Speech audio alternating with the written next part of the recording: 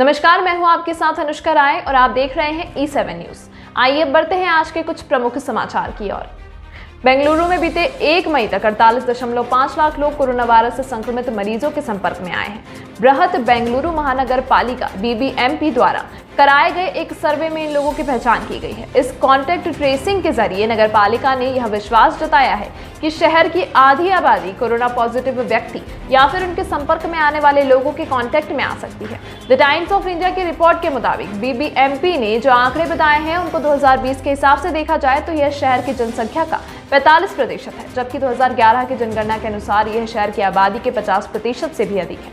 48.5 lakh contacts में से 23.2 लाख से अधिक प्राइमरी और 25.3 लाख से अधिक सेकेंडरी कॉन्टैक्ट्स थे। BBMP के मुख्य आयुक्त गौरव गुप्ता ने TOI को बताया है कि कोरोना पॉजिटिव लोगों की कॉन्टैक्ट ट्रेसिंग और ट्रैकिंग करना एक चुनौतीपूर्ण काम है। इसके साथ ही उन्होंने आश्वस्त किया है कि तेजी से फैल रहे कोरोना वायरस को रोकने के लिए प्राइमरी कॉन्टैक्ट्स के परिवारों को प्राथमिकता के आधार पर टेस्ट कराया जाएगा। कांग्रेस ने कर्नाटक के चामराजनगर जिला अस्पताल में चिकित्सीय ऑक्सीजन की कथित तौर पर कमी होने से 24 लोगों की मौत होने को लेकर सोमवार को राज्य की भाजपा सरकार पर निशाना साधा है और प्रदेश के स्वास्थ्य मंत्री को सुधाकर के इस्तीफा की मांग की है। पार्टी के पूर्व राष्ट्रीय अध्यक्ष राहुल गांधी ने ट्वीट किया है, ये मौतें हैं या हत्या, इनके परिवारों के प्रति मेरी गहरी संवेदना है। सिस्टम के जागने से पहले लोगों को और कितनी पीड़ा सहनी होगी।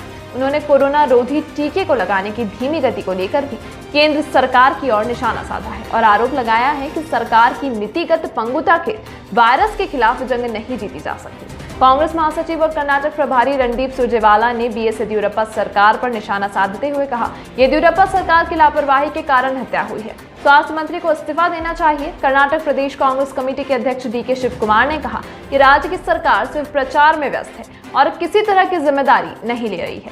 उन्होंने दावा किया है कि मुख्यमंत्री और उनके मंत्री हालात को संभालने में सक्षम नहीं है।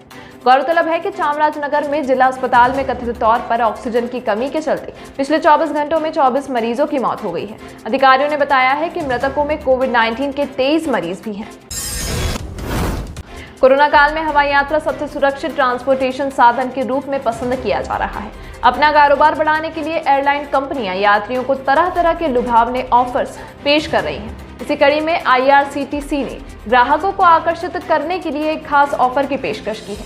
अगर आप IRCTC के प्लेटफॉर्म से हवाई टिकट बुक करते हैं तो कंपनी आपको 50 लाख रुपए का यात्रा बीमा मुफ्त में मिलेगा। इसके अलावा कंपनी अपने ग्राहकों को कई विश्व स्तरीय फायदा भी दे रही है। IRCTC की वेबसाइट या ऐप से टिकट बुक करने पर कन्वीनियंस की मात्र 50 रुपए फी ली जाएगी। ग्राहकों को 50 से अधिक पेमेंट मोड से यात्रा किराया भुगतान की सुविधाएं मिल रही हैं। इसके अलावा कंपनी द्वारा टिकट बुकिंग के लिए कोई अतिरिक्त शुल्क नहीं वसूलने का दावा किया गया है। फ्री बीमा योजना सभी हवाई यात्रियों के लिए होगी, यानी इससे घरेलू व अंतर्राष्ट्रीय फ्लाइट्स के साथ हर श्रेणी का टिकट लेने वाले यात्री लाभान्वित होंगे। बता दें कि मौजूदा समय में निजी ट्रेवल साइट से इस प्रकार का बीमा कराने पर यात्रियों को कुछ तय रकम चुकानी पड़ती है। आंध्र प्रदेश में कोरोना के नए स्ट्रेन से हड़कंप मच गया है। खासकर विशाखापट्टनम में मरीजों की हालत 3-4 दिनों में ही गंभीर हो रही है। इस बीच centre for cellular and molecular biology CCMB को कोरोना के एक नए वेरिएंट N440K के बारे में पता चला है। कहा जा रहा है कि इसी नए वेरिएंट से विशाखापट्टनम में तबाही मच गई है।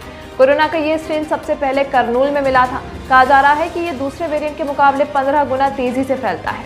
दावा किया जाता है कि यह भारत के B1.617 और B1.618 वेरिएंट के मुकाबले काफी तेजी से फैलता है। जिले के कलेक्टर V विनय चंद ने बताया है कि फिलहाल नए वेरिएंट के बारे में और भी जानकारी हासिल की जा रही है। कुछ सैंपल को जांच के लिए CCMB में भेजा गया है। उन्होंने यह भी कहा है कि पिछले साल विशाखापट्टनम में ये वेरिएंट नहीं था, लेकिन इस बार ये नया वेरिएंट लोगों को खासा परेशान कर रहा है। जिले में कोरोना के स्पेशल ऑफिसर PV सुधाकर ने कहा है कि उन्होंने देखा है कि नए वेरिएंट से इंक्यूबेशन काफी कम है, यानी इस वेरिएंट से संक्रमण होने के तुरंत बाद लोगों को कोरोना के लक्षण दिखने लगते हैं। इस अंक में फिलहाल इतना ही। अगर आपके पास कोई खबर हो तो आप हमारे टोल फ्री नंबर 1800-891-3722 पर संपर्क करें।